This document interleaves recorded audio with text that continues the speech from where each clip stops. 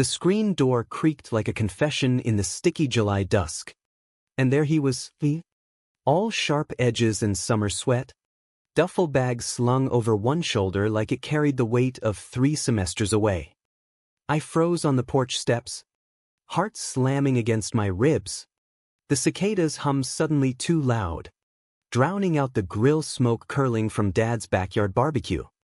Our parents milled inside, laughing over cold beers, oblivious. But Ethan? His eyes locked on mine, that crooked half-smile flickering like a glitch in the humid air. "Hey, Riley," he said, voice low, gravelly from the drive. Not little bro, just my name. Like it tasted different now. I'd rehearsed this. A nod, a fist bump. Keep it light. We were stepbrothers. After all, thrown together at 15 when Mom remarried his dad. Our worlds colliding in that cramped ranch house on Elm Street. Back then, it was video games till dawn, shared secrets under the covers during thunderstorms, his arms slung casual around my shoulders. Brotherly. But college had carved him into something else, broader, with that faint shadow of stubble and the scent of cheap dorm soap mixed with road dust. And me? Still the kid with the guitar in the corner, slinging lattes at the corner cafe, dreaming of gigs that never came. 20 now, but feeling every inch the ghost he'd left behind. He dropped his bag by the door, the thud echoing like a dropped mic. Our folks swarmed him, hugs, backslaps, Mom's apple pie thrust into his hands. I hung back, nursing a soda that went warm in my grip, the fizz dying on my tongue. Dinner dragged, ribs slick with sauce, corn on the cob steaming, Dad's stories about the mill looping like a bad track. Ethan sat across from me, knee brushing mine under the picnic table once, twice, accidental. His laugh boomed when Aunt Karen asked about girls on campus, but his gaze slid to me, quick and hot, like a struck match. I swallowed hard, the smoky tang of barbecue sticking in my throat, pretending to text a non-existent friend. Night fell slow, fireflies winking in the yard like they knew.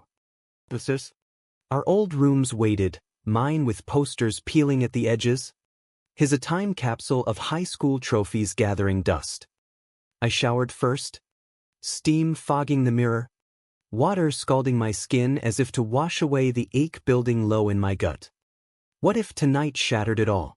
The pull I'd buried under playlists and late shifts, the way his texts from school, casual check-ins, had twisted into something sharper. Late night, you up? Messages that ended too soon. I heard him in the hall, towel around his waist, droplets tracing the V of his hips. Riley. His knock was soft, hesitant. I yanked on boxers and a tee, heart thudding like bass from my speakers. Door cracked open.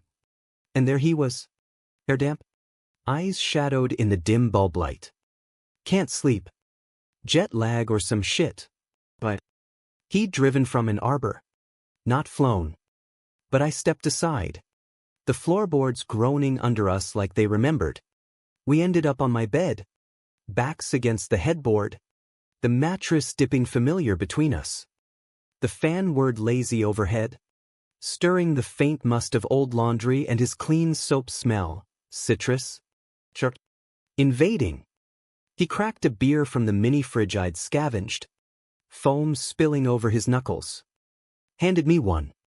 Our fingers touched, lingered. The silence stretched, thick as the heat pressing against the windows. Not the easy quiet of before. This was loaded, electric, every breath a spark. Missed this, he murmured, staring at the ceiling fan's slow spin. His voice cracked, just a hair, enough to twist something in my chest. The bitter hop burning cold down my throat. Missed what? Mom's pie. I aimed for joke, but it landed flat, my pulse roaring in my ears. Elbow nudging mine. Close enough I felt the warmth radiating off him. Dumbass. His eyes searched mine, blue depths pulling me under. The room narrowed to that, his lashes dark against tan skin, the faint scar on his lip from that skateboarding wipeout when we were 16. I'd cleaned it then, hands shaking, telling myself it was nothing. But it was everything. The words tumbled out before I could cage them. 3 years? Ethan. You ghosted. Texts dried up. Calls stopped. Like I was just the kid you left behind. My voice broke on the last. Brought the hurt I'd nursed like a bruise. He winced, setting the can down with a clink that echoed too loud. College is. It's a machine. Riley. Class. Parties. This pressure to figure it all out. But yet, I ran. From this. His hand gestured between us.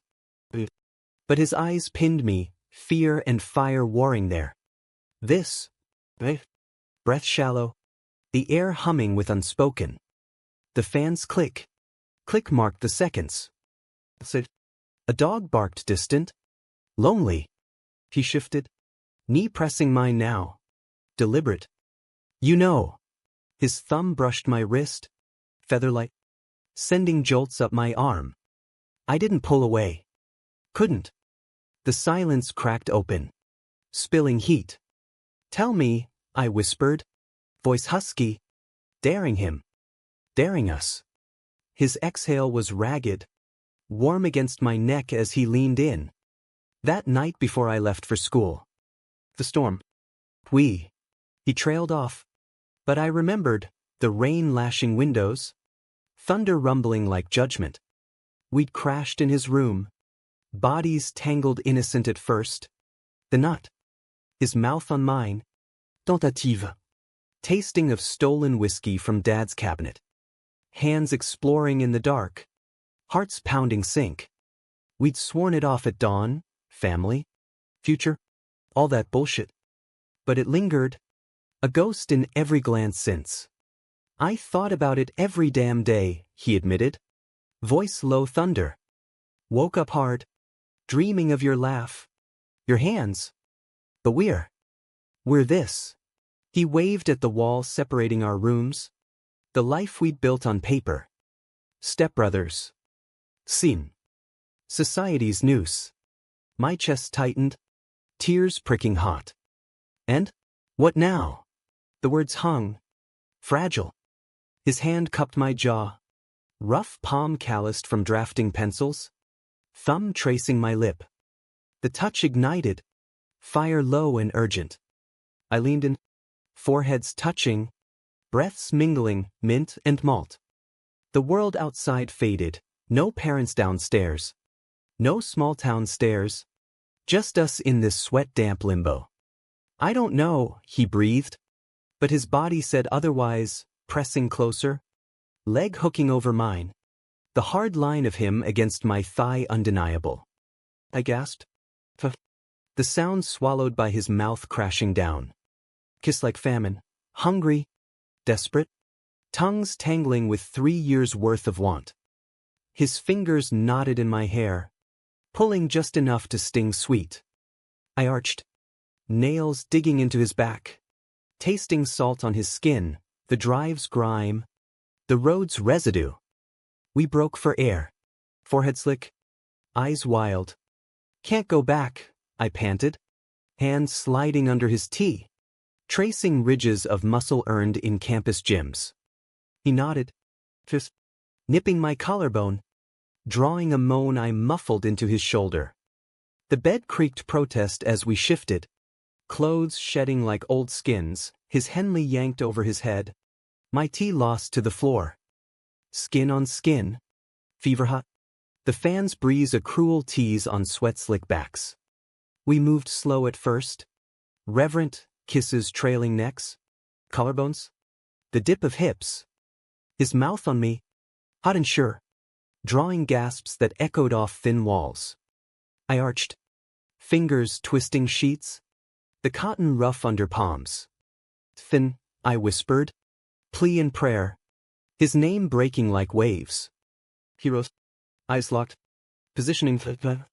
Questioning. I nodded. Pulling him down. The stretch burning sweet. filling the void we'd both carried. Rhythm built like a storm, hips snapping, breaths ragged, the headboard thumping soft Morse code. His hand wrapped mine, fingers interlacing, grounding. "Love you," he groaned into my neck, the words fracturing on exhale. "Not brotherly." I shattered then, white-hot release ripping through. His following in a choked cry. Bodies clenching, collapsing in tangle. We lay after. Chest heaving. The silence reborn, not empty, but full. Crickets chirped victory outside. Dawn's first blush creeping pink through blinds. His arm draped heavy over my waist. Breath steady against my spine. "What now?" I murmured, tracing lazy circles on his forearm, the fine hairs damp. He pressed lips to my shoulder. "So, we fight for it. Tell them. Or don't. But no more running." His voice steadied, resolve hardening like mortar. Earned. Meeting his gaze, clear now. No shadows. The boy who'd left was gone, this man stayed. Morning light spilled gold, birdsong filtering in like applause. Fesses, coffee brewed, life resuming. But we rose together, hands brushing at the sink, a secret smile shared over mugs. The silence between us? Now, Thomas? Not prison. In this house of half-truths, we'd carved our own dawn. And damn if it didn't feel like the start of something unbreakable.